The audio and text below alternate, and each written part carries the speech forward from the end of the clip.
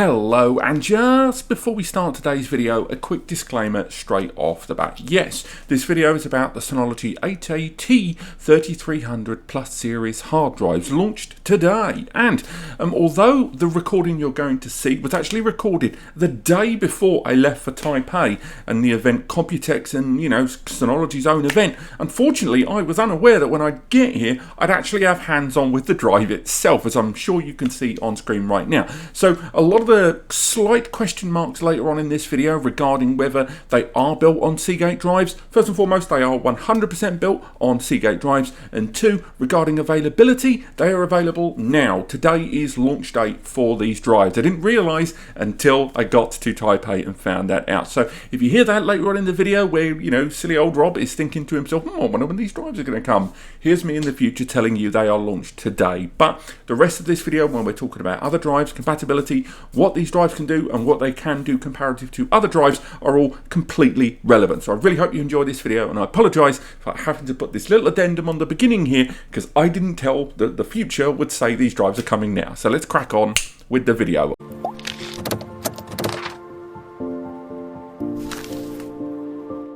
Hello and welcome back, and that's right, today I want to talk about the new Synology HAT3300, the Synology Plus hard drive series. Before we go any further, no, you're not having deja vu. We have talked about this on the channel before. That was way back in February 2023 when we first kind of got bits and blobs of information about this online. We'd actually known about it kind of unofficially for a while because of the way information just appears online and then is quickly retracted.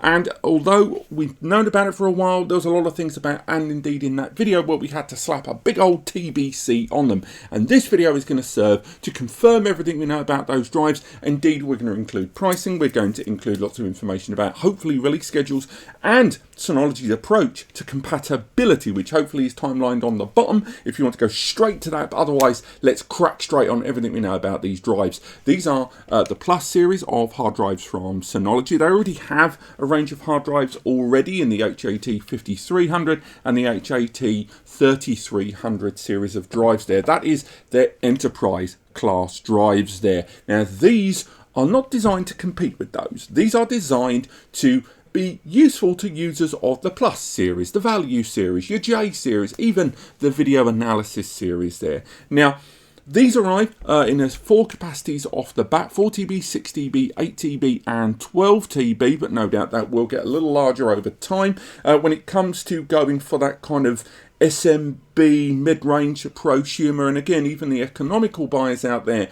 For those that are going to want the smaller capacity to fill out the portfolio, I hate seagulls. Now, these all arrive on CMR or PMR based architecture there, so there's none of the kind of SMR stuff that we talked about there on the channel, no shingled. And again, the prices at the moment that we found online, and this is thanks to early price feeds that have kind of popped and appeared on a lot of European and one US website there. The 4TB at $89, the 6TB at $149, the 8TB at $189 and the 12TB at $249. Now, those prices are obviously as of kind of listings now, and at launch probably designed around RRP. Things are going to change, but looking at those prices as they stand, they're not too shabby if you compare them up against the likes of Seagate Ironwolf and WD Red, which no doubt these drives are chiefly designed to compete with. In that arena, this pricing is actually not too bad for what you're getting there for a drive that is designed around Synology systems. Something more on that later on.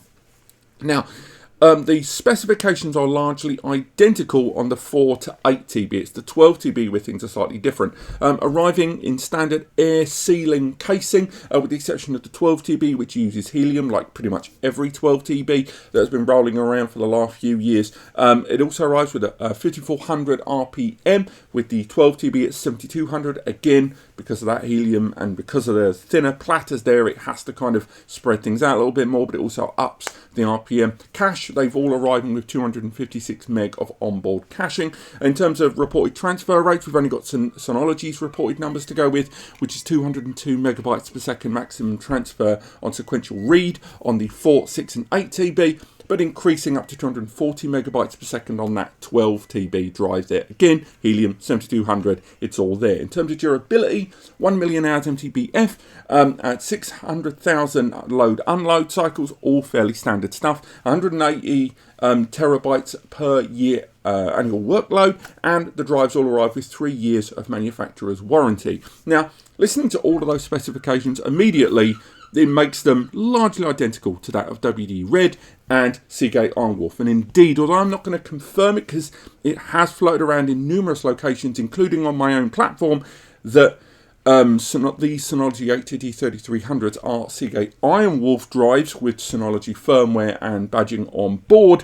Unfortunately for this video, I can't 100% confirm that. I'd love to say it's 98% confirmed, but I'm not going to say it's a foregone conclusion here. But all the specifications point to that, and everything I've heard prior to this video and seen online from unofficial and official sources largely indicate that. But for now, we're going to keep that TBC on the edge there. So why is Synology rolling out these drives when there are WD Red and there are Seagate Iron Wolves already in the market? Well, when it comes to populating a lot of their mid-range solutions, and I go as low down to even the J series, the boxes there are still users out there that want simplicity. There are still users out there that want single ecosystem. Things like the WD MyCloud that always arrive with pre-populated devices, the Netgear series, even the Seagate devices when they had NAS, all arrive pre-populated. And it's something we do still see in the DAS sector as well from some of the bigger brands out there, for good or for bad. So there are a lot of users out there that want to go for simplicity. It's the same reason that Synology rolled out their own range of cameras. It is the idea that some people want to get a NAS and don't want to muck around a compatibility list. They want Synology NAS, Synology drives to go in their Synology ecosystem and network and back up and use the software. So Synology having their own drives is not inherently, a silly thing. It makes a great deal of sense. Indeed, on top of that, the reason that Synology drives also make a decent amount of sense when you look at them in a Synology system compared with that of Seagate Iron Wolf drives and WD class drives in that standard class bracket is that these are going to be drives that are designed for just Synology systems. So whereas these drives have to be a little bit more open-ended in their firmware to be able to suit a multitude of different servers, the Synology drives are going to have firmware geared specifically towards Synology systems. It is going to be a micro advantage technically, but it is still an advantage to have firmware on the drives that are geared towards the systems they are going in. The same goes with the firmware updates that we talked about before, with Synology drives allowing you to update the firmware on the drives from within the DSM ecosystem, something that if you use WD or Seagate drives, you have to remove the drives from the NAS system, introduce those drives into a docking station or a SATA port, and then update that firmware, take them out, put them back into the NAS, and there's a lot of things that could go wrong in between there with everything from physical contact and static electricity to accidentally dropping the drive or accidentally reinitializing the drive on the connected system, and having to do that with larger RAID arrays only multiplies those factors. So again, there's lots of reasons why Synology rolling out a standard class series of drives makes a lot of sense, the same way it does with the Pro Series drives there. But the big question for a lot of users out there is to do with compatibility and support. Now, I would argue that when Synology rolled out the HAT3300 and indeed the HAS SAS version of those drives, the thing that really rankled a lot of users wasn't that Synology released the drives, it was the way in which they were introduced. They were introduced at the same time as a number of enterprise-grade systems that had their compatibility significantly reduced. Rather than a broader support of all of the third-party hard drive brands that have been in action for decades, they limited a lot of their XS, SA, and UC and just higher end systems to only support their own drives, which, although in the unified storage crowd, your EMCs, your NetApps, and your larger scale buyers makes sense because they want that single ecosystem, one brand in, out, done. There's a lot of users in the middle and certainly towards the bottom that do not like that. And there are users at the bottom end of the spectrum of buyers there, classified traditionally as SMB or prosumer, that want to buy a more powerful NAS system rather than just getting faster drives. And they are the ones that would have gone for the XS and higher system, stretching their budget towards the hardware and away from the storage, that didn't like the idea of being locked in on those drives. So where do these new drives sit on that? Well, I'm pleased to say that I'm overall quite a fan of the way Synology have approached compatibility on these new drives. It isn't perfect, more on that in a second, but it's actually not too shabby. First and foremost, these drives are designed to be used in the J series, the Plus series, the standard class series, so that's the value series with no uniform figure on the end there, and the deep video analysis series of devices, that 2-bay and the 4-bay, at least at the time of recording. Now, they do not currently have any limited support of the WD and Seagate drives out there. If you look at those compatibility lists as these drives are going to roll out, you will see that the Synology 3300 drives are listed the same as the Seagate, the same as the WD. Now, hopefully, Synology maintain that. I really hate seagulls today. I really hope Synology maintain that and don't, in later releases, start to phase out the Seagate and the WD. But at least at the time of recording, right now these drives are being introduced alongside their alternatives and WD and Seagate, and that's the way it should be done. And that means users can make their own valid decisions comparing them between them. But the compatibility is still going to have a kind of mixed reaction higher end. What do I mean by that? Well, if you look at a number of XS, SA and UC, effectively enterprise level releases that have arrived since 2021, you will find that their compatibility lists still list the enterprise drives, but they don't include the HAT3300 Plus series drives, these new regular class NAS server drives there, even though some of those systems don't have a vast number of bays that would go outside of that minimum 5 to 3 drive limit that a lot of brands use when they differentiate standard from pro to nth class. So there are going to be users out there who are going to be pleased by Synology not including the standard class drives in their enterprise class systems, because if Synology had done that to make a quick buck, to say with those enterprise level systems you can use our ENT drives or our regular class drives, there would have been a myriad of critics that would immediately have come out and gone, oh, you admit it then, you're only doing it for the money. But Synology didn't do that. Synology on their enterprise class systems are only supporting their enterprise class drives, not these standard class drives. So although there is going to be people that wanted to go for the higher end systems that are now annoyed that they can't even use Synology's own regular class and more affordable drives, I think on the whole the way they've approached compatibility with these drives is better than they approached that on the HAT3300 series when that launched. And as long as Synology never go down the road of changing the compatibility on future releases in the Plus, the J and the Value series moving forward to only utilise these drives, on the whole, I think Synology have made the best choice here in terms of compatibility. But I do think it is worth highlighting something about Synology's hard drive portfolio that isn't mentioned quite enough online.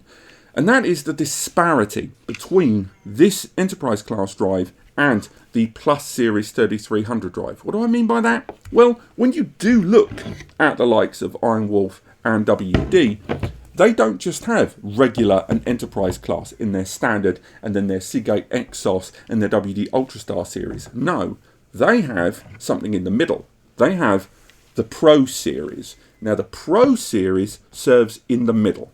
300 TB annual workload, 5-year warranty, 7200 RPM, and the same kind of scale capacities there in the middle. They're in the middle of the price point, they're in the middle of the durability, they're in the middle of the performance, and ultimately, a Pro Series drive in the middle allows users to either, across a whole spectrum of drives, either go regular class where you prioritise capacity over performance, you either go for the higher end, or you go for durability, performance, but you end up losing in terms of price because it's the most expensive. But you then also have the middle ground where you can go Pro in the middle, where you get performance, but you also get a reasonable enough price tag and that warranty and durability. Now, Synology not having a Pro tier is the one thing that kind of mucks up the hard drive portfolio there, because it's effectively creating only a two-door approach to storage media on the Synology NAS platform. So if you are looking to upgrade your Plus series or even your XS series device,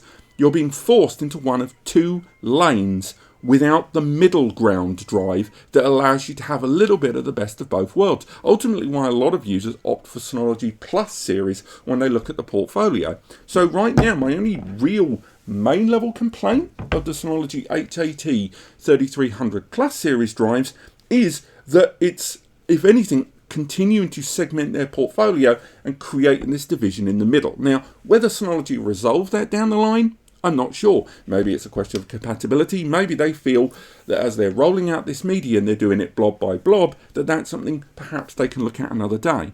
But nevertheless, overall, now we're looking at the HAT3300 Plus series drives, I like them. I think it's a good idea. And as long as Synology don't change their compatibility long term, I think this is a very positive move by the brand to maintain a single ecosystem, but still allow choice and custom setups for a lot of users long term. I just don't know how a lot of enterprise level NAS buyers are going to feel that they're not really involved in that choice, where a Pro Series drive might resolve that. But look forward to a review and performance testing later this year. But apart from that, I hope you've enjoyed this video. There's a link to an article in the description going through everything I've discussed today, so go through that. But apart from that, thank you so much for watching.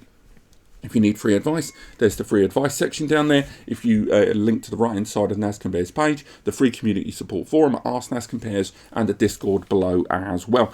And if you found this video helpful and you were going to shop at Amazon, B&H, Newegg, Scan, any of those websites anyway, and remember, you had to have found this video helpful to do this, please use the links in the description to take you there. It won't cost you anything extra, and by using those links and it taking you there, anything you buy, and I mean anything you buy from that point, results in a kickback here at the channel, and it allows you to support content creators like us to carry on doing what we do in a very passive and indirect fashion. Sounds good, right? Check that out. I'm going to go sort these seagulls out. Have yourselves a great week.